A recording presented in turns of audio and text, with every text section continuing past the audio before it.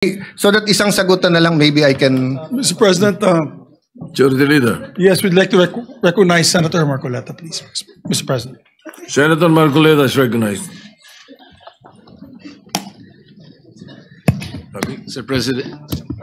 President, I rise on a question of privilege. There are recent unsettling statements. Yeah, Mr. President, just to, before, my apologies to Senator Marcoleta, because Senator Erwin has been quietly, diligently waiting for his turn to give his privileged speech. Well, if Senator If Senator Erwin is willing to give way, we have no problem, Mr. President. all right, go ahead. You may proceed. And besides, Mr. Majority Leader, I'm rising on a question of privilege, which is the higher and preferred way of speaking before this body. Mr. President, I am armed by the explanation of the minority leader that we're not questioning the prerogative of the presiding officer, but we can question the Senate President on issues that are quite legitimate, such as the matters I would like to raise today. Unsettling because, Mr. President, on September 9, in your interview with ANC Head Start with Ms. Karen Davila about the Blue Ribbon Chairman being a lawyer, your answer is, there is no such thing as a rule na dapat abogado yun. Abogado ka nga, di ka naman magaling mag-imbestiga, di ba? So useless. Mr. President, I'd like to put on record, there was no inclination from this representation na meron man lang kaming sinabi na ang chairman ay dapat, chairman ng Blue Ribbon Committee ay dapat abogado. Wala po kaming kahit na shadow ng inclination, or any reference to that matter, wala po kaming sinasabi. Ngayon po, yung sinasabing abogado ka nga, di ka naman magaling mag-imbestiga, hindi ko po alam kung sino po yung tinutukoy ninyo, sapagkat narinig din po kayo sa inyong mga interviews.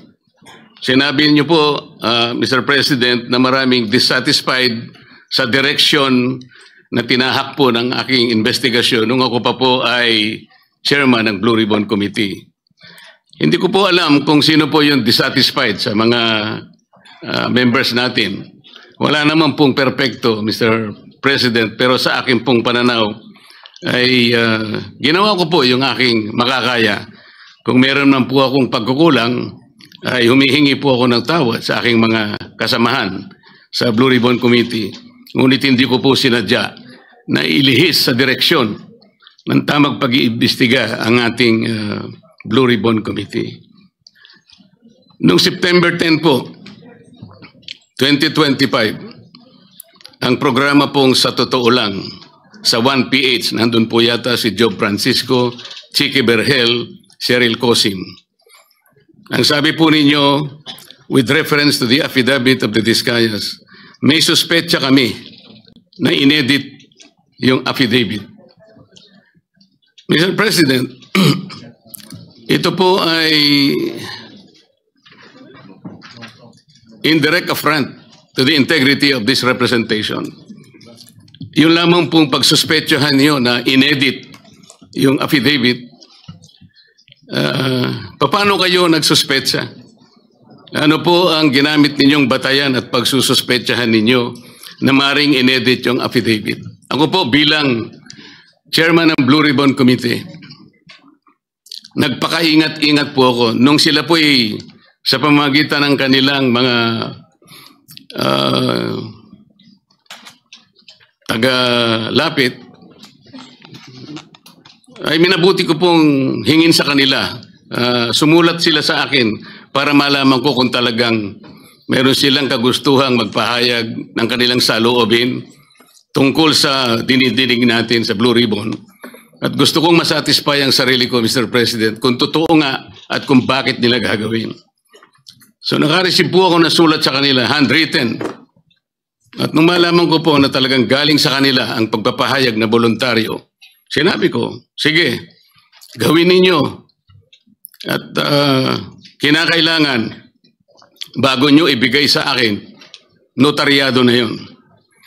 At yun pong affidavit na yon, o subscribe sworn statement, Mr. President, ay naibigay sa akin, araw na po, maggagabi na po ng araw ng linggo, in a sealed envelope.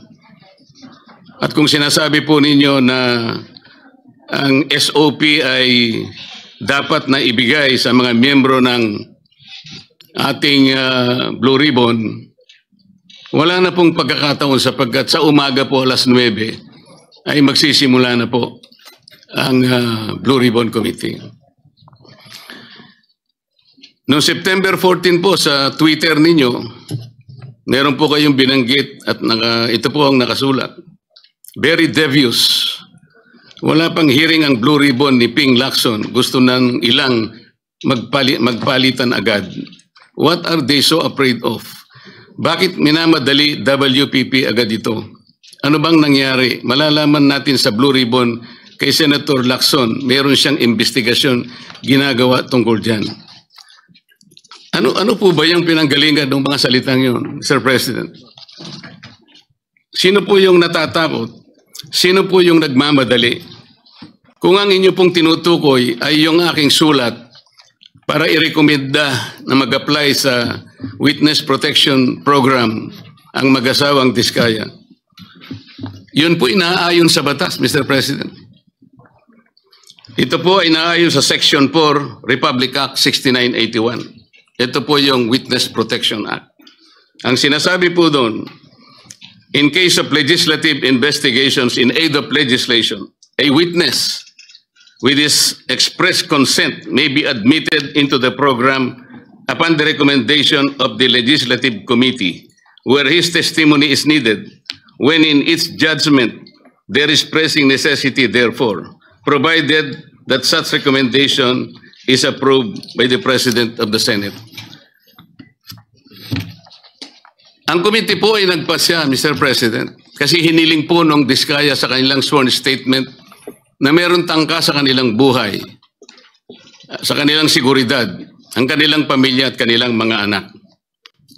Kung kami po ay nagmamadali, yun po kasi ang sinasabi ng batas.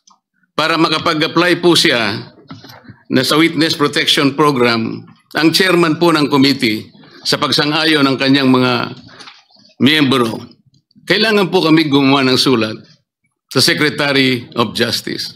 Ayun nga po, ipinrepair namin kaagad.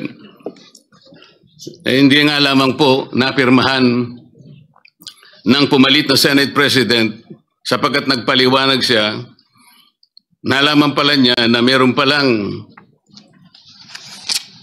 presscon ang ating Department of Justice Secretary na doon sinabi niya, hindi raw siya magbibigay ng witness protection sapagkat kinakailangan munang ibalik ng mga Diskaya anumang pera ang kanilang nakuha sapagkat hindi kanila yon.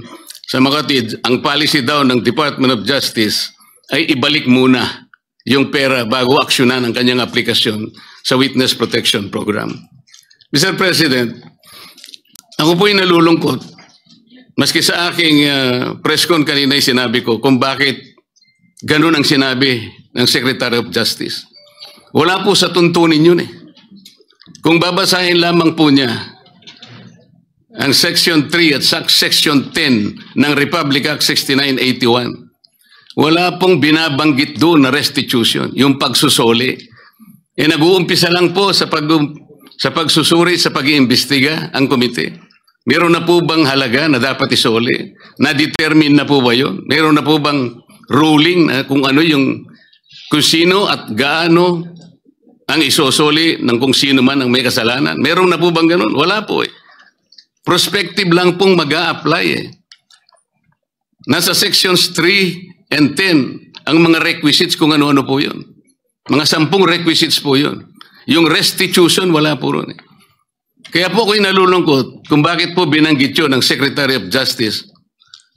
Samantalang, nung pong linggo, bago magkaroon ng hearing noong September 8. Nagkausap pa kami at binigyan pa niya ako ng kasiguruhan na sige, ibigay mo na sa kanila ang pangangako na mabibigyan natin sila ng immunity sapagkat tayo naman ay magkapartner sa kagustuhan natin, pati yung Witness Protection Program ay ating maipasakagad.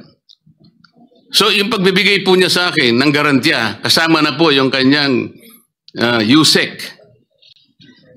Yun ang nagbigay sa akin ng lakas na loob. Kaya ako'y sumulat kagad. Hindi ko alam na babaligtarin ako ng Department of Justice.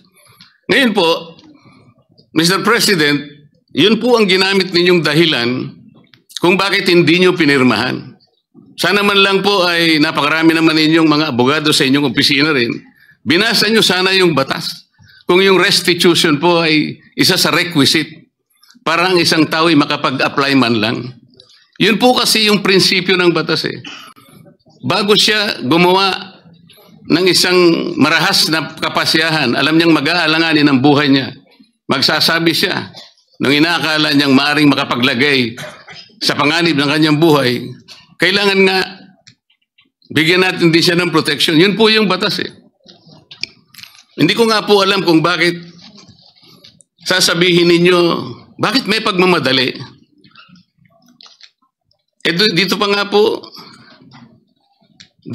po sa sinabi ninyo noong September 13, Mr. President. Ang reading ko, sabi po nyo, camouflage lang yun eh. To put me and the leadership of the Senate under the gun. Kunwari, merong naiinis sila. Kung bakit ko pinirmahan, kung bakit hindi ko pinirmang sulat sa DOJ, baka may commitment sila to someone, to some people. Is there a commitment somewhere? Baka merong nakiusap na pwede silang ipasok sa Witness Protection Program. Lahat po ng ganitong mga pagsususpetsa is a direct affront to the integrity of this representation, Mr. President.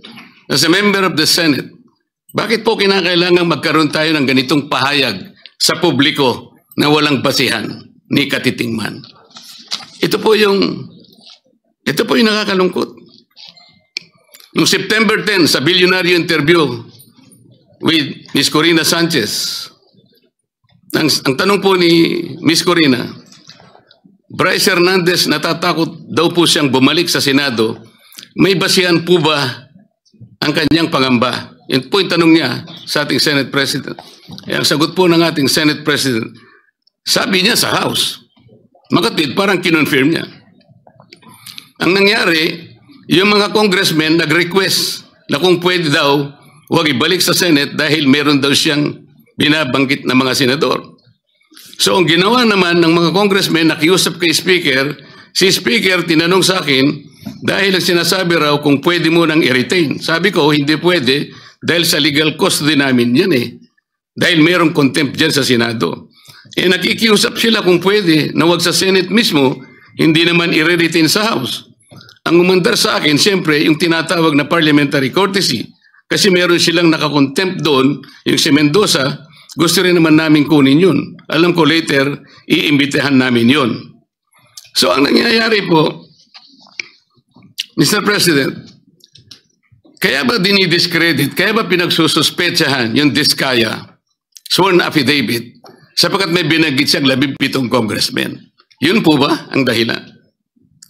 Bakit naman po nung siya, yung Hernandez ay nag-testify sa House, bakit kagyat nating pinakinggan naman ang kanyang katwiran? Dahil may binanggit naman siya, di umano, na may kasalanan na dalawang kasama natin dito. At saka siya nagsabi na, huwag niyo na akong ibalik doon, sapagkat manganganib ang buhay ko.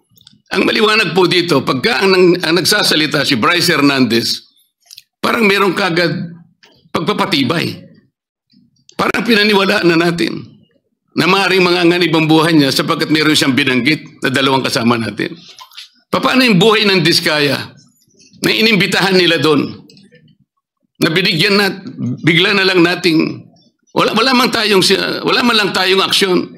Samantalang 17 congressmen ang binanggit niya. Hindi niyo ba naisip, manganganib din ang buhay niya? Pero walang nagsalita dito sa atin.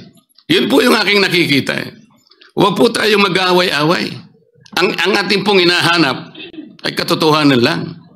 Pero kung ganito po ang gagawin natin, manggagaling po sa ating Senate President, magpapalipad po kayo ng salita na kami po ay wala namang kinalaman. Lalong-lalo na po ang representasyong ito. Kahit minsan wala po akong sinabihan na mas magaling po ako. Wala po akong sinabing ganun. Ang sinabi ko lang, ang pagkakaiba po ng investigasyon ng Senate Blue Ribbon Committee is in aid of legislation. Kung ang direksyon ko pong yun ay mali para sa inyo, nasa sa inyo na po yun. Pero yun po ang nalalaman ko. Sa 3 pagdinig lamang po, nasabi ko na po kanina sa press con, sa 3 pagdinig pa lamang po namin, nakita ko na po ang pangangailangan ng halos 14 na legislative measures na dapat natin kagad na ipasa para sa ganun, maayos natin, ma-address natin kagad ang malalang problema ng corruption sa ating bansa. Maraming salamat po sa pagkakataon, Mr. President. Thank you, Senator Marcoleta. Majority Leader, Yes, Senator Kiko Pangilinan would like to be recognized, Mr. President. an objection? Hearing none, Senator Kiko Pangilinan is recognized. Thank you, Mr. President. This is not an interpellation, just a manifestation. Mr. President, bago pa man naglabas ng affidavit ang mag-asawang Diskaya, nag-comment na po ako dahil narinig ko doon mismo sa hearing nung tinanong siya nung ilang mga senador at sinabi niyang mula 2022.